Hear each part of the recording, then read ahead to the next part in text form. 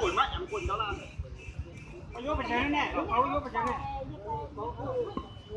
Nhỏ dí chơi, dí chơi, dí chơi.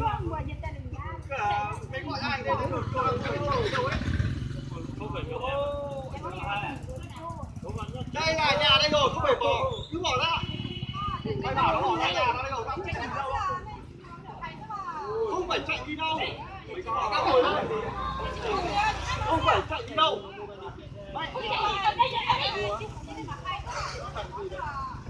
Bỏ ra. Không phải bỏ ra. Bỏ ra để giữ đâu. Đồ cổ đấy, không phải đùa đâu. Bỏ ra.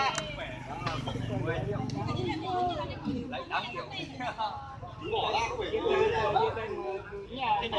không phải chạy đi đâu đấy. Nhà ở đây thôi.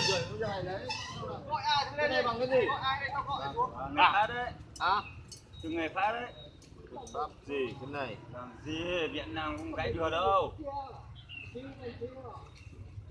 Gọi hàng đây, gọi đây giải quyết đi. Cái này Việt Nam mẹ em tóm áo tóm quần nó làm gì tao phải chạy. Cái này là hàn rồi chứ. Đây nó vết một lần đấy. Đây là ra bữa hàn rồi này. Mày gọi ai đây để tao gọi luôn để giải quyết. Nó bảo mang đi hàn giả cho nó không nghe. Tóm. Tôi để chứ nhà cái gì. Còn bây giờ bảo tôi mua không mở tôi mua cái này.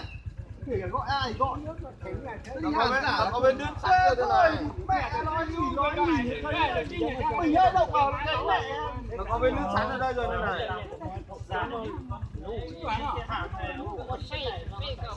Nó là vết trước rồi. Không phải tóm tôi, nhà đây rồi, không phải tóm đâu. Mua thì tôi không mua. Vừa bảo 8 triệu thì mẹ sẽ phải dở đi đưa tiền cho mày.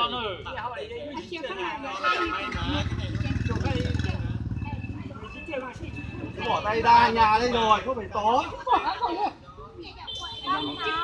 Của nó bán này mình cầm hơi động của nó cái thì nhiều mang hàng giả nó đeo nghe nó bắt lấy.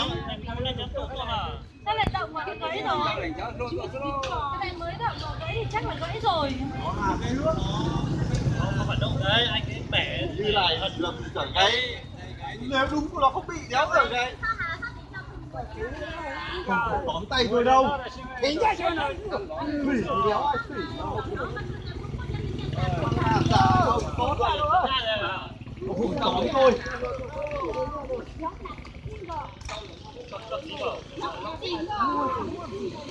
Biết đéo đâu động vào là cái đéo ai biết.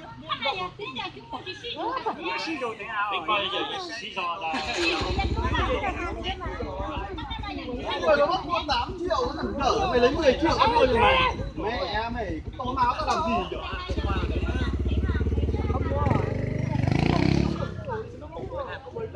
Chẳng nó từng lo nha. Nó hối hàn rồi. Hối hàn rồi bây giờ gãy rồi ấy. Nó tiệm vàng hàng giả nó thế nào nữa? Mình bảo mang tiệm vàng hàng giả nó. Cái này là hối hàn rồi. Gãy rồi. Gãy rồi thì bây giờ cứ đổi. Bây giờ bắt 8 triệu bạc đúng không? Mang đi hàn. Mang hàng giả cho họ. Bây giờ mang đi hàn giả họ thì để được mà. chẳng may thì để anh đi hàn. Thôi thế nào nữa? Cái này nó cũng hàn rồi. Bây giờ bảo tôi mua về tôi làm cái gì cái này? Cứ bỏ tay tôi ra không phải tóm. Tôi không chạy đâu. Nếu nó nói thế còn nghe được cho nó vài đồng những công đi hàn. Công anh mới mở hàn đi. Bông mấy dí này, bông mấy dí mà tôi hái là mini nhẹ cho cậu nhé. Chứ còn khánh nghề gì chứ đâu. Cũng trên nguồn nhẹ khánh đâu. Nhà đây rồi. Tôi nhẹ khánh nhau. Tôi nó mua cầu mini nhẹ cậu nhau. Nhẹ cả cái hạt thôi nè. Cái đồng à? Chỉ nhẹ được phải có mà mua thôi. Thì công mini nhẹ nhé. Mini nhẹ công. Có hàng chỉ lo cho lấy một hạt mà sao cả đấy. Mua mong nhưng mà lắm chuyện lắm. Mẹ mang đi hàn là xong nó đéo rồi mẹ Thì người Mông lắm chưa